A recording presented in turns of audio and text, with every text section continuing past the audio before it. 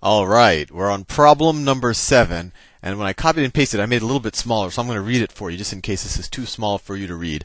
But it says, use the proof to answer the question below. So they gave us that angle 2 is congruent to angle 3. So angle 2, or the measure of angle 2, is equal to the measure of angle 3. I'm trying to get the knack of the language that they use in geometry class. Which, I will admit, that language kind of tends to disappear as you leave your geometry class. But since we're in geometry class, we'll use that language. So the angle 2 is congruent to angle 3, which means that their measure is the same, or that they're the same angle essentially. Fair enough? So let's see. Statement 1, angle 2 is congruent to angle 3. That's given. I drew that already up here. Statement 2, angle 1 is congruent to angle 2. Angle 3 is congruent to angle 4. So they're saying that angle 2 is congruent to angle 1, or angle 1 is congruent to angle 2. That's there, right there. And that angle 4 is congruent to angle 3. Fair enough. And they say, what's the reason that you could give? And I don't know what I forgot the actual terminology, but in my head I was thinking, oh, well, opposite angles are equal, or the measures are equal, or they're congruent, right? And you could just imagine two sticks and change the angles at the intersection. You'll see that opposite angles are always going to be congruent.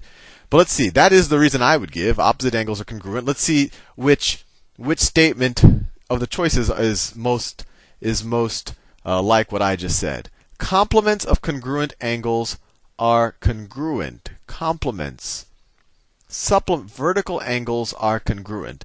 I think that's what they call opposite angles. Vertical angles. I think that's what they mean by opposite angles. Let me. Supplements of congruent angles are congruent. That's not true. Corresponding angles are congruent. These aren't corresponding. I think this is what they mean by vertical angles. Complements of congruent angles are congruent. You know what? I'm going to look this up with you on Wikipedia.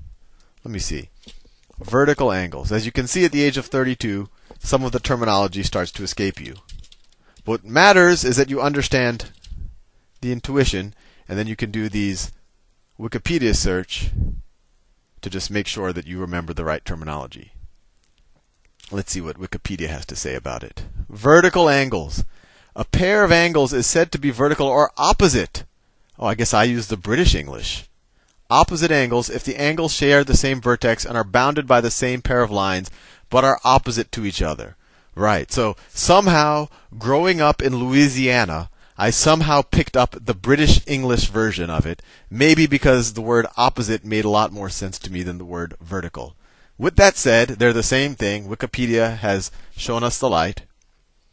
And so my logic of opposite angles, is the same as their logic of vertical angles are congruent. Next problem. I'll start using the U.S. terminology.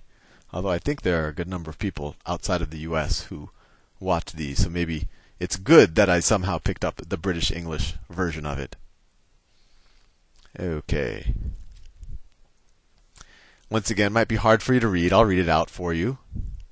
Two lines in a plane always intersect in exactly one point. Fair enough.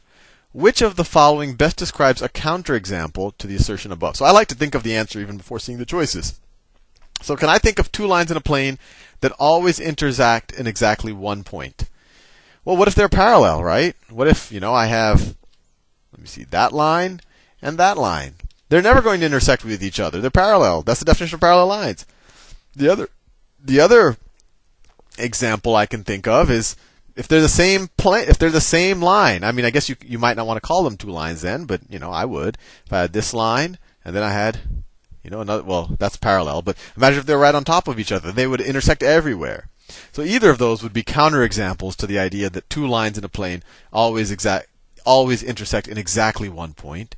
And if we look at their choices, well, okay, they have the first thing I just wrote there. Parallel lines, obviously, they're two lines in a plane, but they don't intersect in one point. Problem 8. I'm going to write it a little bigger from now on just so you can read it. Okay, this is problem 9. Problem 9. Which figure can serve as a counterexample to the conjecture below?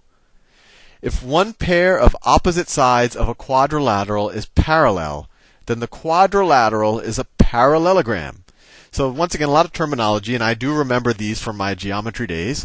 Quadrilateral means four sides, right? A four-sided figure. And a parallelogram means that all of the opposite sides are parallel. So for example, this is a parallelogram. I don't know if you remember, well, this, let me see how well I can do this. And then well, that's, if you ignore this little part that's hanging off there, that's a parallelogram. And if all the sides were the same, it's a rhombus and all of that.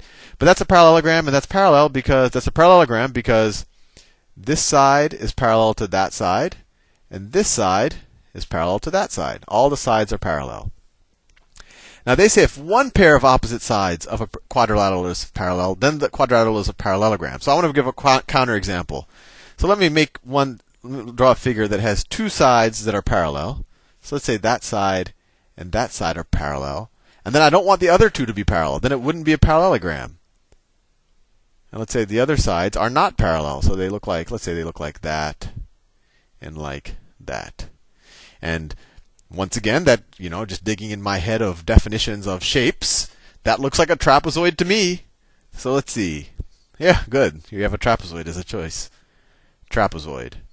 All the rest are parallelograms, right? A rectangle is all the sides are parallel, and we have all 90-degree angles, right? Rectangles are actually a subset of parallelograms. Rhombus we have a parallelogram where all of the sides are the same length. All the angles aren't necessarily equal. Square is all the sides are parallel, equal, and all the angles are 90 degrees. So all of these are subsets of parallelograms. This is not a parallelogram, although it does have two sides that are parallel. So this is the counterexample to the conjecture. I think you're already seeing the pattern. A lot of geometry, the terminology is often the hard part. The ideas aren't as deep as the terminology might suggest. Okay. Given trap, that already makes me worried. All right. Given trap is an isosceles trapezoid with diagonals RP and TA. Which of the following must be true?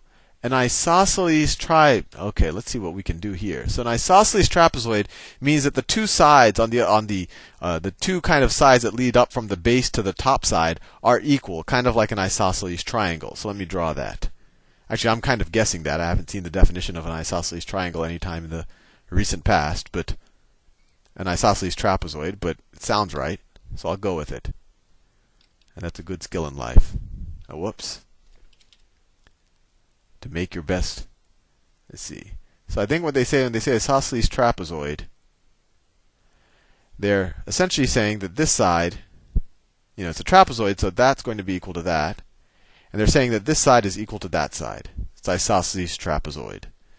Okay? Which of the following, and they say RP and TA are diagonals of it.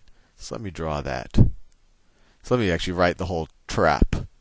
So this is T, R, A, P is a trapezoid. And let me draw the diagonals. RP is that diagonal. And TA is this diagonal right here.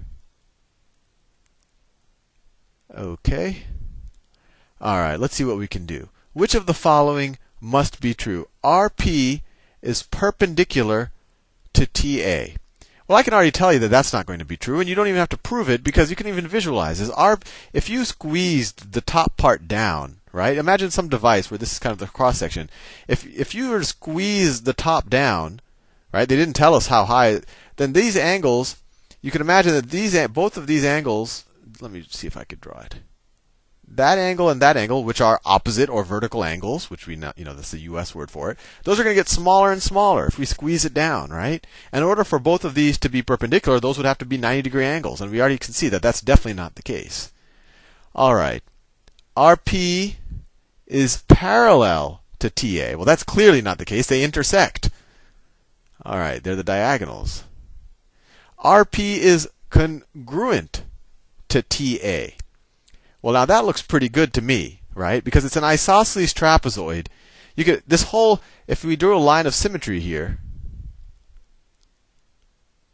if we draw a line of symmetry, everything you see on this side is going to be kind of congruent to its mirror image on that side, right? So both of these lines, this is going to be equal to this, and I could make the argument, but basically we know that RP, since this is an isosceles trapezoid, you could imagine kind of continuing a triangle and making an isosceles triangle here. Then we would know that that angle is equal to that angle. Let's see, we could see if that angle is equal to that angle, then, well, actually I'm not going to go down that path because I think that'll be, but you can almost look at it from inspection, although maybe I should do a little more rigorous definition of it. But RP is definitely going to be parallel.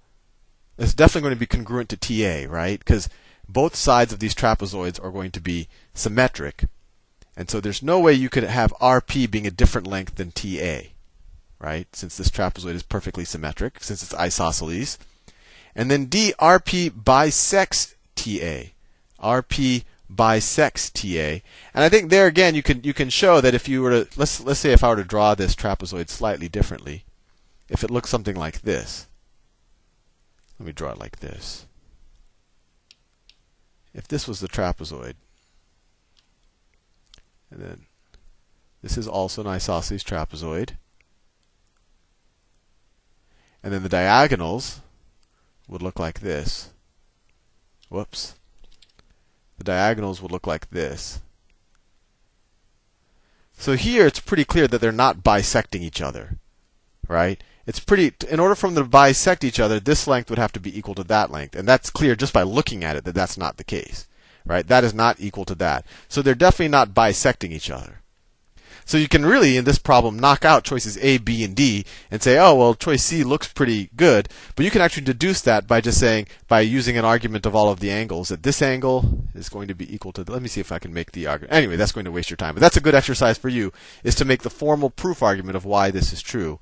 Although you can make a pretty good intuitive argument just based on the symmetry of the triangle itself. Anyway, see you in the next video.